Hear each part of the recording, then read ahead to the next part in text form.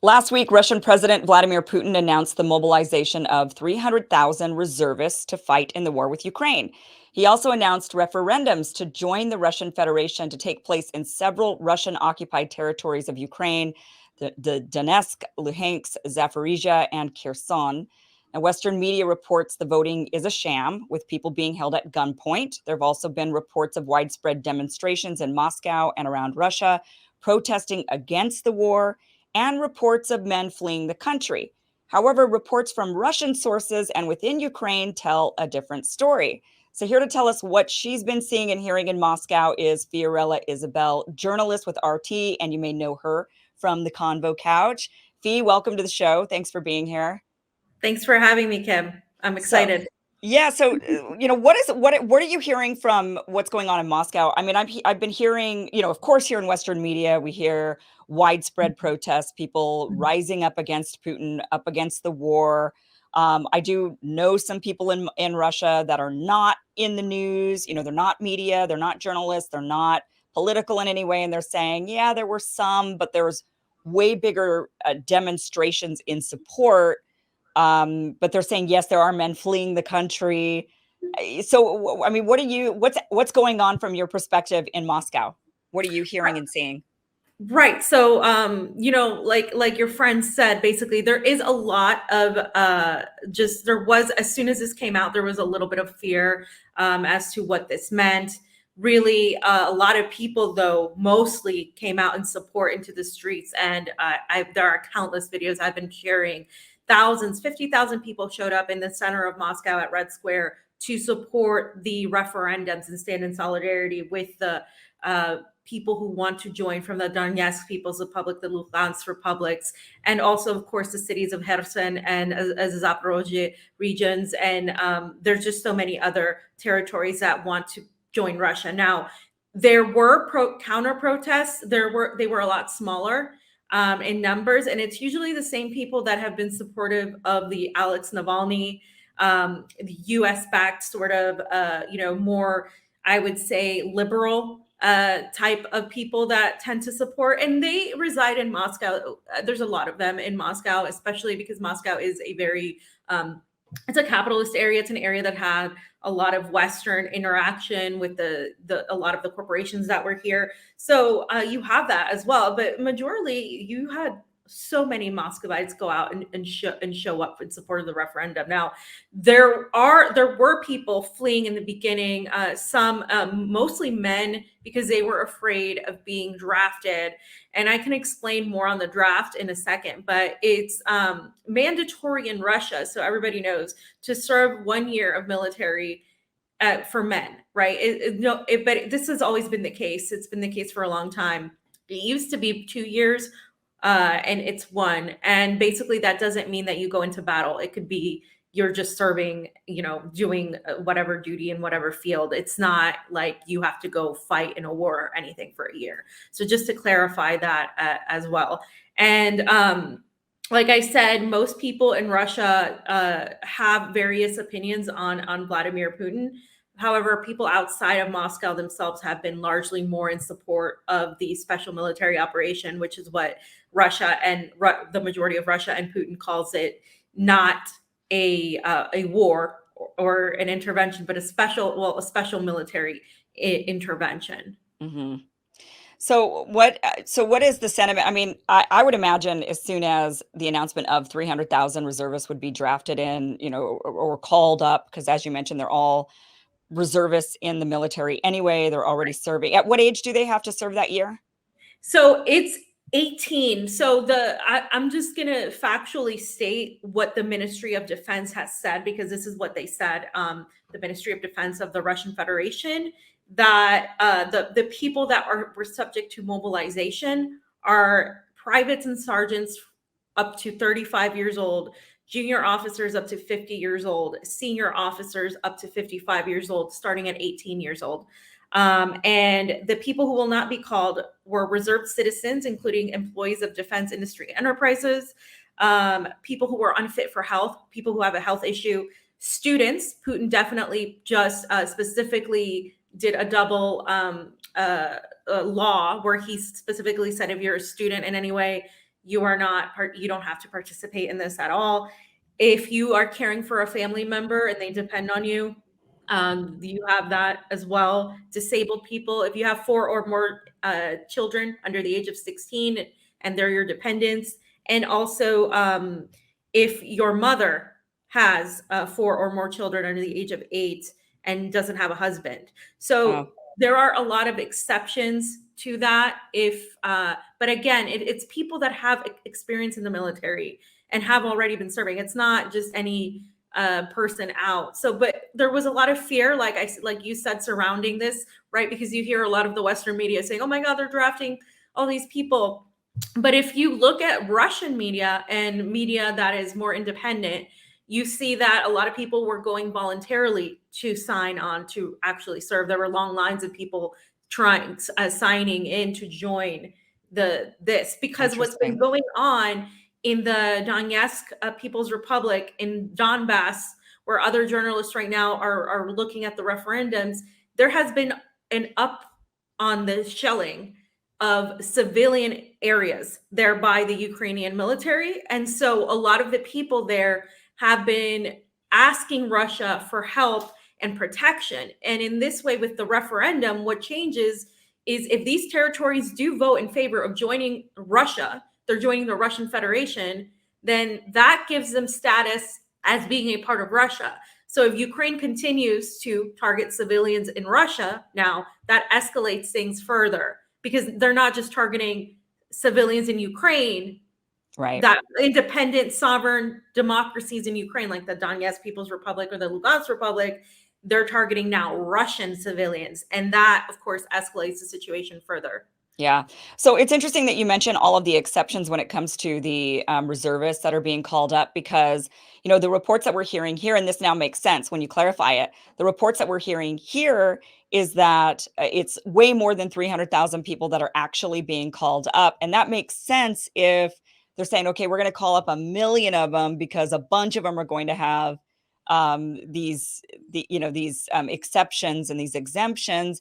And so once they get called up and we ask them, then we say, okay, this person's exempt, and we move on to the next. So that actually now makes more sense why we're hearing some of these reports of it's way more than 300,000 who are actually being called in.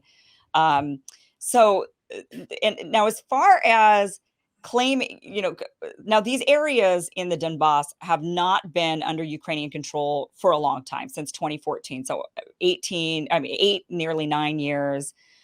They haven't really been under the control of Ukraine. And so it makes sense that these areas would want to maybe join Russia for protection. They're mainly Russian speaking people, right? But are people afraid in Russia that declaring these areas really truly part of the Russian Federation, and then hearing what Putin said about nuclear warfare, potentially about using every available option to him to protect the Russian people, and if these people suddenly become the Russian people, are people afraid in Russia? Are you hearing fear of like nuclear war?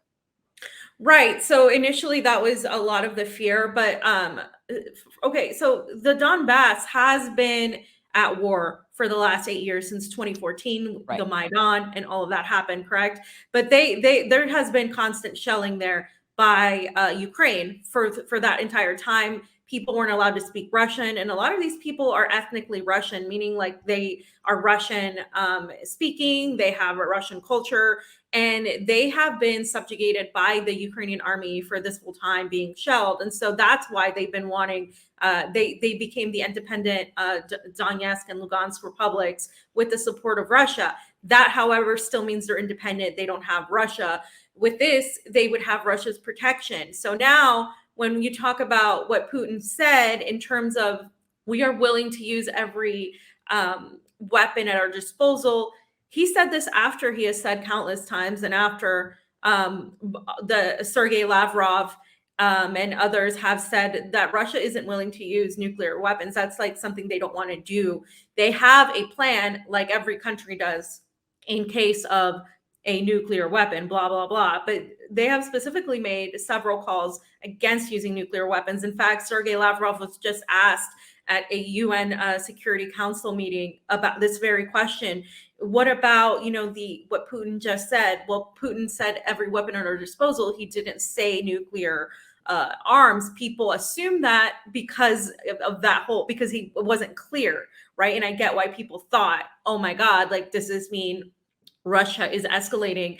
And Lavrov also reminded people that the United States has been the country that has used these weapons and nobody else has. There hasn't been a shift in Russians saying we're going to go to nuclear war. What they simply mean is the special military operation has changed its tactic now. Initially, it was to, as we recall, denazify Russia and to liberate these territories that asked for its help. And where they got a lot of criticism was, why didn't they go in sooner from a lot of these people? Because a lot of these people die. If Russia leaves a territory and Ukraine tries to get it back, like it just happened, they go after these people as traitors, as they're saboteurs or compromised. So a lot of the SBU units go and they murder people who were found to be pro-Russian. And so that's why they're so adamant in getting this referendum through. Now, does this escalate the conflict? Absolutely, because now because NATO has been at war with Russia, right? But this is what Putin and Lavrov have said is like, we're not at war with Ukraine. We're really at war with the collective of NATO. Right. And that's a very important point to make, because if Russia doesn't do this, this is according to the Ministry of Defense, they see this as a fight for their existence as Russia, as it is, its sovereignty. And so now Ukraine is never going to be the same again. The Ukraine that we knew before this conflict is gone.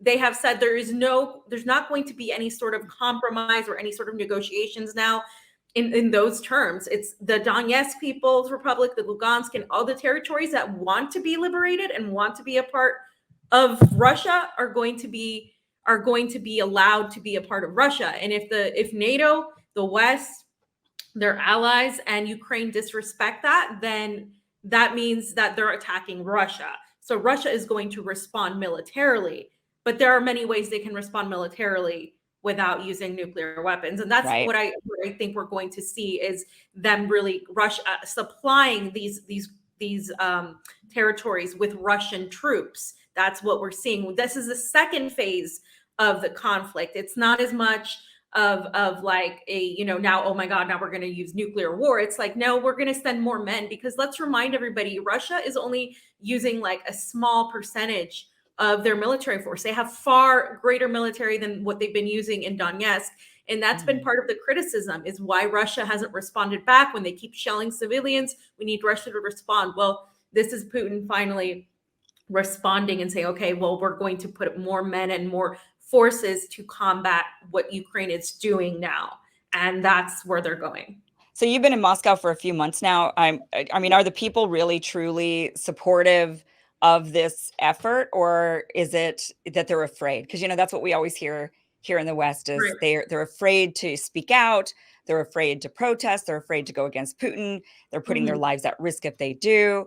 What have you been hearing from just the average person that you've come across in Russia?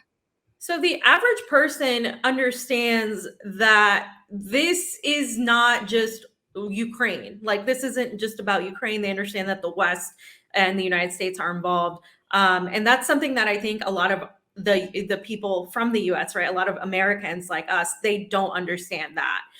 So it's interesting that the average Russian does understand that. Like I said, Moscow is a very, it has a lot of European influences, just like St. Petersburg does. But the average Russian is very proud to be Russian. They have a certain national pride of being Russian, whether they like Putin or not. And that sort of is greater than how they feel about Putin, because they know that if the West intervenes, then there is that sort of like potential of losing it. Now, the youth as a whole, when I've talked to the youth, they're more anti-Putin. They're more pro-Western. They more have, like, you look at American media.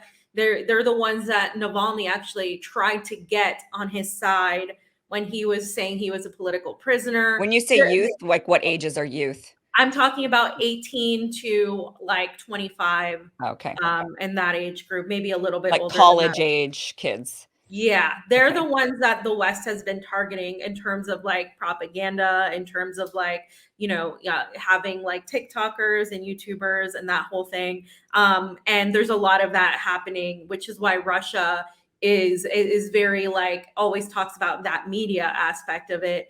So that group, because also you have to remember they were too young to know what was going on during the Soviet Union and the USSR and the fall of the USSR, whereas their grandparents tend to be more pro USSR, more pro Putin, because they are afraid of Western intervention. They're afraid of losing Russia as a whole. So there's a disconnect, and what I see happening is that disconnect is happening with younger people who don't know the history as well because they weren't alive to see everything that happened. So there is some of that, but the majority of people that I've seen as a whole in Russia, whether they like Putin, whether they don't like Putin, is they have zero animosity towards Ukraine in terms of the Ukrainian people. They have family members, they have brothers, sisters, friends. They would often go to Ukraine and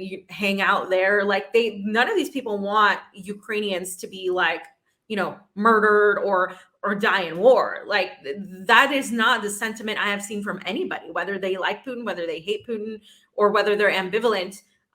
It's more of like they don't like that this is happening. They wish it wasn't happening. They wish they could travel freely, but they don't like the response from the West, where they've been singled out as being awful. They say, well, if I go to America, you know I'm not looked on positively now, and they ask me why I'm even here, like during this time, like that it's crazy that I come during this time because there's so much conflict, and they haven't been anti-American towards me and towards other colleagues that have come in from the United States.